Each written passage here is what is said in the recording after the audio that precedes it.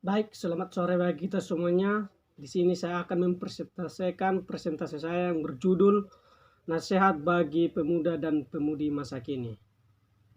Nah, sebagai pemudi dan pemuda masa kini, kita diajarkan dalam hal berpakaian. Yang pertama yaitu dalam halaman Education halaman 248 dikatakan, dalam hal berpakaian sebagaimana dalam segala hal lainnya adalah merupakan kesempatan kita untuk menghormati Khalik kita. Ia menghendaki agar pakaian kita bukan saja rapi dan menyehatkan, tetapi juga pantas dan menarik. Dan dalam halaman 2 Ministry of Healing halaman 289, oleh benda-benda alam atau bunga-bunga bakung, Yesus menggambarkan keindahan yang dihargai oleh surga.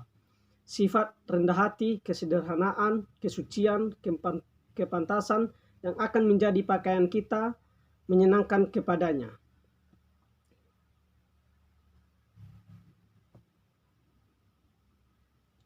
Nah, sebagai orang muda, kita harus berpakaian rapi dimanapun kita berada, maupun di gereja atau di mana-mana atau dimanapun kita berada. Nah, dalam halaman 4 Review and Herald 7 November 1904 mengatakan, seseorang yang sederhana dan tidak berpura-pura dalam pakaian dan dalam pembawaannya menunjukkan bahwa ia memahami bahwa seorang wanita yang sejati ditandai oleh nilai akhlak. Betapa menyenangkan dan menariknya kesederhanaan dalam berpakaian itu, yang dalam keindahan dapat dibandingkan dengan bunga-bunga bakung di padang. Ellen G. White, Letter nomor 53 1913 mengatakan. Nah, selanjutnya kita diajarkan untuk bekerja.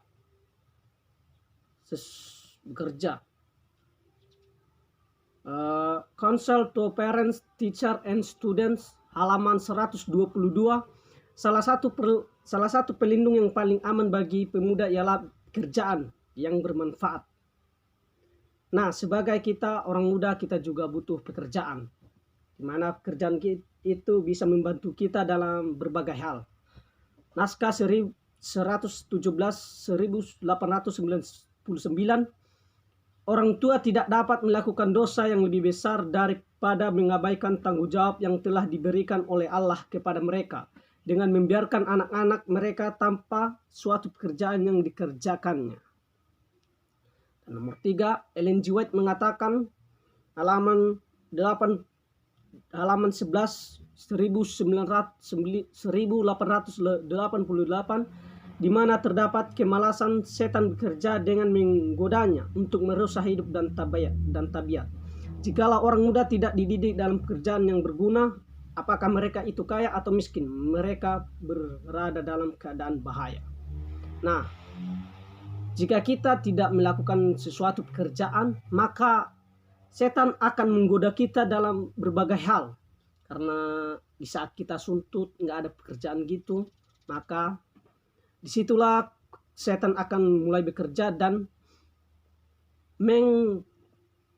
mengapakan diri kita supaya kita mempunyai suatu aktivitas, dan dia akan membuat kita akan menjadi bahaya. Nah, di sini dikatakan, apakah pemuda dan pemudi itu kalau tidak bekerja akan miskin atau kaya? Nah, di sini dikatakan itu tidak miskin ataupun tidak kaya, melainkan dia dalam bahaya. Kita tidak tahu bahaya apa yang akan terjadi padanya. Nah, di sini pun dikatakan kita diajarkan untuk disiplin. Dalam Review and Herald 25 Februari 1896 mengatakan, Alkitab dirancang oleh Allah untuk menjadi buku oleh mana pengertian boleh disiplin. Jiwa dituntun dan diarahkan. Hidup dalam dunia namun bukan dari dunia adalah suatu masalah yang kebanyakan orang mengaku Kristen tidak dapat melakukan dalam kehidupan mereka sehari-hari.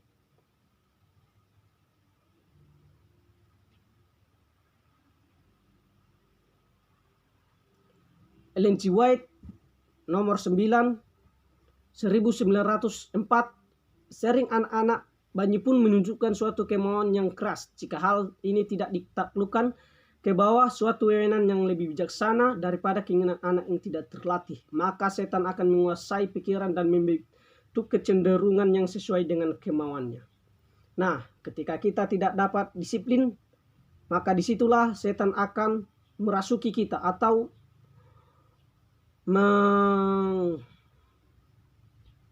merasuki pikiran kita supaya kita akan berbuat hal-hal yang tidak baik.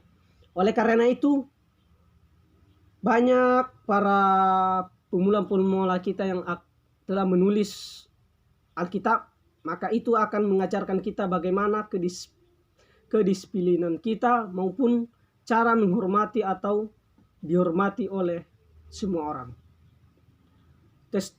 Testimony for the Christ, jilid 4 halaman 49. Mereka yang tidak menghormati peraturan atau disiplin dalam hidup ini, mereka tidak akan menghormati peraturan yang dijalankan di surga. Mereka tidak akan pernah mendapat izin untuk masuk ke dalam surga. Oleh karena semua yang layak untuk masuk ke dalam surga akan menyukai peraturan dan menghormati disiplin. Tabiat yang dibentuk dalam dunia ini akan menuntun nasib untuk masa yang akan datang. Bila mana Tuhan datang, Ia tidak akan mengubahkan tabiat siapapun juga. Nah, di sini kita diajarkan untuk disiplin atau saling menghormati dan saling menaati akan peraturan. Jika orang tidak menyukai peraturan, di sini dikatakan orang itu tidak akan masuk dalam kerajaan surga. Karena orang yang akan masuk surga yaitu orang yang menyukai peraturan dan menghormati disiplin. Sing of the Times 19 September 1894, anak-anak adalah pusaka dari Tuhan, kecuali orang tua yang memberikan kepada mereka suatu didikan yang akan menyanggupkan mereka untuk memelihara jalan Tuhan. Maka mereka akan mengabaikan tugas yang khidmat itu. Bukanlah kehendak atau maksud Tuhan bahwa anak-anak itu akan menjadi kasar, tidak sopan, tidak menurut, tidak tahu berterima kasih, tidak suci, keras kepala, sombong, menyukai kepelisiran lebih daripada menyukai Allah. Kitab suci mengatakan bahwa keadaan masyarakat yang seperti ini akan menjadi suatu tanda akhir zaman. Nah, kita sebagai orang-orang muda pada masa kini, maka kita harus nurut kepada orang tua, kepada orang lain, dan kepada masyarakat. Kalau kita tidak menurut akan kedisiplinan atau menghormati akan peraturan atau menuruti segala peraturan, maka itu akan menjadi tanda-tanda akan akhir kiamat. Nah, sebagai kita orang mudi pada zaman ini, kita juga diajarkan untuk berdoa. Dalam Testimonies for the Christ jilid 4 halaman 42, pendapat bahwa doa itu tidaklah perlu, adalah suatu alat setan yang paling berhasil untuk menghancurkan jiwa. Doa adalah hubungan dengan Allah, sumber hikmat, sumber kekuatan, dan damai kebahagiaan. Nah, banyak orang bertanya-tanya kan, kok kita selalu berdoa tiap pagi dan tiap malam gitu kan? Padahal kita gini-gini aja gitu. Nah, di sini dikatakan kita sebagai manusia tidak tahu yang diperbuat Tuhan kepada kita sendiri, di mana kita mengalami kekuatan, kebahagiaan, bahkan lain-lain, dan seperti kesehatan kita atau hikmat dan kebahagiaan yang akan ditambahkan oleh Tuhan. Itu yang Tuhan berikan kepada kita yang tidak kita sadarkan. Oleh karena itu kita diajarkan untuk selalu berdoa. Sing of the Times 7 Agustus 1884, tidak ada yang saya tahu yang lebih mendukakan hati saya lebih daripada satu rumah tangga yang tanpa doa. Saya tidak merasa aman berada di dalam rumah seperti itu, meskipun hanya untuk satu malam. Dan kalau saja bukan karena harapan untuk menolong orang tua untuk menyadari keperluan mereka dan kelalaian mereka yang menyediakan itu, maka saya tidak mau tinggal di sana. Anak-anak menunjukkan akibat kelalaian ini oleh karena takut akan malah tidak di hadapan mereka.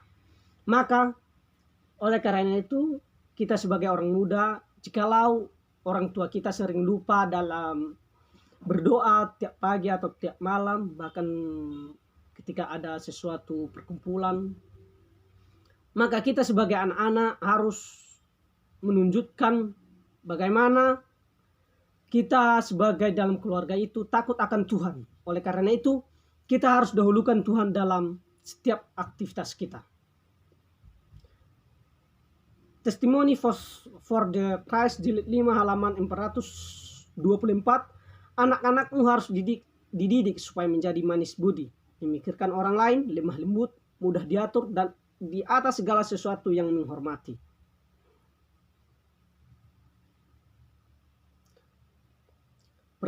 Perkara-perkara agama dan merasakan pentingnya segala tuntutan Allah.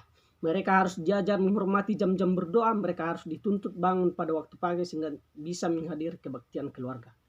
Nah, kita sebagai anak-anak juga, bila mana kita diajarkan untuk menghormati atau membangun tuntutan Allah dan merasakan akan hikmah-hikmah yang diberikan Tuhan kepada kita dalam segala hal, maka oleh karena itu kita harus bersyukur.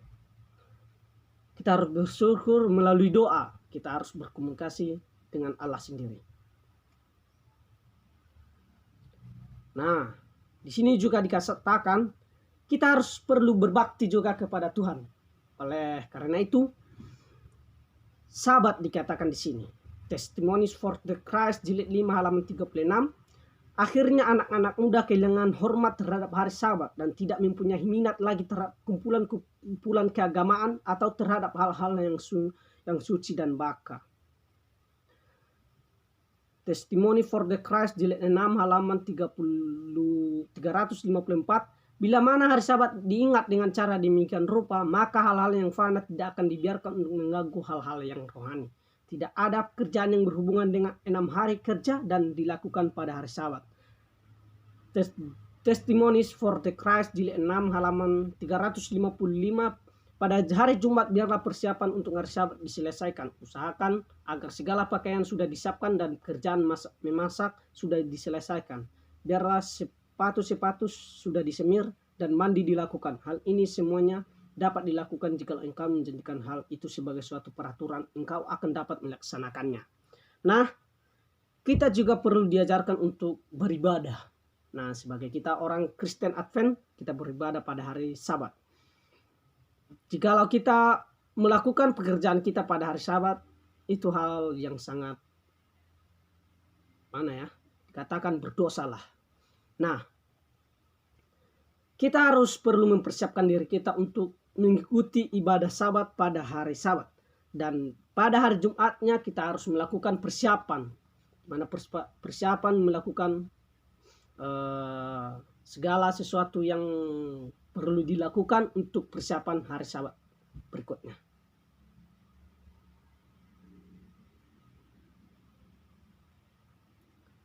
Review and Herald 14 April 1885 mengatakan hari Sabat dijadikanlah itu sebagai hari yang paling indah dan yang paling berbahagia dari hari-hari sepanjang minggu.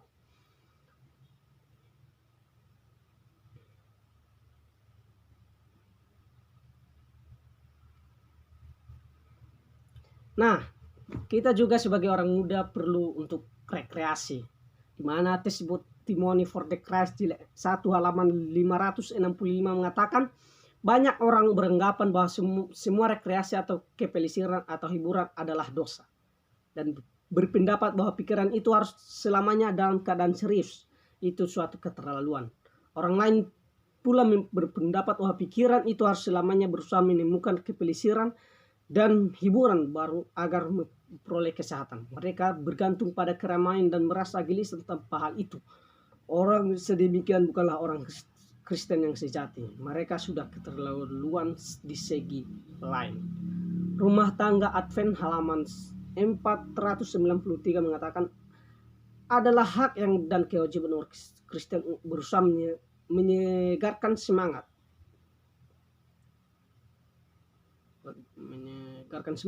mereka dan menguatkan tubuh mereka dengan rekreasi yang tidak salah, dengan maksud menggunakan kuasa jasmani pikiran bagi kemuliaan Allah. Nah, kita juga sebagai orang Kristen atau orang muda-mudi pada masa kini, kita juga perlu untuk berkreasi, di mana rekreasi itu sebagian dari kesehatan kita atau mendengarkan pikiran kita supaya tidak gitu-gitu aja gitu. Dan Testimony for the Christ jilid 1 halaman 493 mengatakan dituntut kepada saya bahwa para pemelihara sahabat sebagai suatu umat bekerja terlalu keras tanpa meluangkan waktu untuk variasi atau beristirahat. Rekreasi perlu bagi mereka yang sibuk dalam pekerjaan jasmani, malahan lebih penting lagi bagi mereka pekerjaan terutama menggunakan tenaga dan pikiran. Nah, kita juga perlu harus ada batasnya untuk rekreasi.